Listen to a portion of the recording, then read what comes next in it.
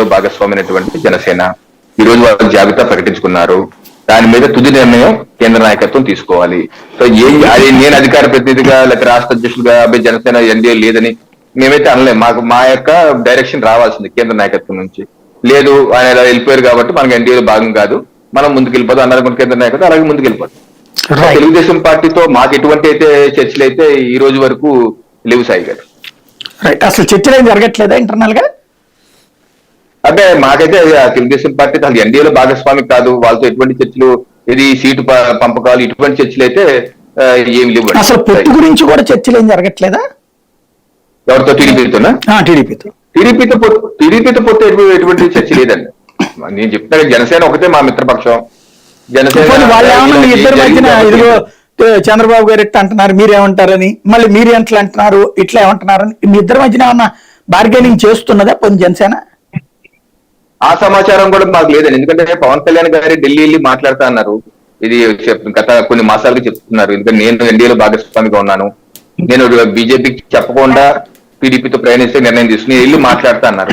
ఇప్పటి వరకు వారు ఢిల్లీ వెళ్ళినట్టు కూడా మనమైతే ఎక్కడ చూడలేదు.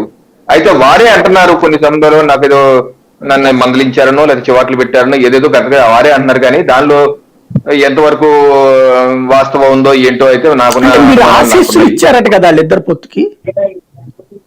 ఆశీస్సులు ఇవ్వడానికి నేను సిద్ధి సాయిబాబు ఆశీస్సులు రాజకీయ పార్టీ ఆశీస్సులు ఏమిటి, ఆ పదం ఏంటో నాకు అర్థం కాదు. రాజకీయాల్లో ఆశీస్సులు ఏంటి? మేము రాజకీయ పక్షంగా ప్రజాక్షేత్రంలో పోటీ చేస్తున్నాం, 17 రాష్ట్రాల్లో మా సేవలు అందిస్తున్నాం ముఖ్యమంత్రిగా, జాతీయ స్థాయిలో రాజకీయ పార్టీ ఇంకో రాజకీయ కూటమికి ఆశీస్సులు ఇవ్వటం ఏంటి? ఆ పద ప్రయోగం ఏంటో వారే చెప్పాలి. అర్థం కాని పద ప్రయోగం. దానికి చంద్రబాబు నాయుడు గారు ఏమన్నారు, ఆయన ఒకవేళ పవన్ కళ్యాణ్ గారు చెప్పినట్టు ఒకవేళ బీజేపీ కనుక వస్తే అప్పుడు చర్చించి చూసుకుంటాం అని చెప్పి అన్నారు. అంటే చంద్రబాబు నాయుడు గారికి కూడా సంబంధం లేదు, వారు కూడా నేను ఎటువంటి చర్చలు చేయట్లేదు అని చెప్పి వారు కూడా చెప్పారు. సో వారు చర్చలు చేయట్లేదు, మేము చర్చలు చేయాలి టీడీపీతో. ఇంకా చర్చలు చేయవలసింది ఏదైనా ఉంటే జనసేన చేయాలి. సో ఆ నిర్ణయం ఏదైనా సరే కేంద్ర నాయకత్వం తీసుకుంటే స్థాయి గారు. అంటే ఒకవేళ పవన్ కళ్యాణ్ గారు అపాయింట్మెంట్ అడుగుతుంటే ఇవ్వట్లేదా అమిత్ షా గారు? అసలు అడిగారా లేదా అని?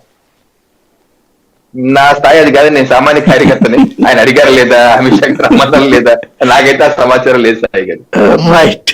శ్రీనివాస్ చౌదరి గారు, ఒకవేళ పొత్తు కనుక ఉంటే ఈ 57 స్థానాల్లో కాకుండా ఇంతకు ముందు ఇద్దరు పంచుకున్నటువంటి సీట్లలో ఇవ్వడానికి అవకాశం ఉంటుందా?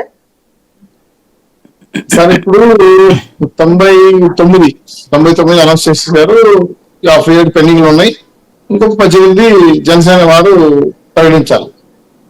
టోటల్ గా రాజకీయ ముఖ చిత్రం అయితే 170 19 అండి. 18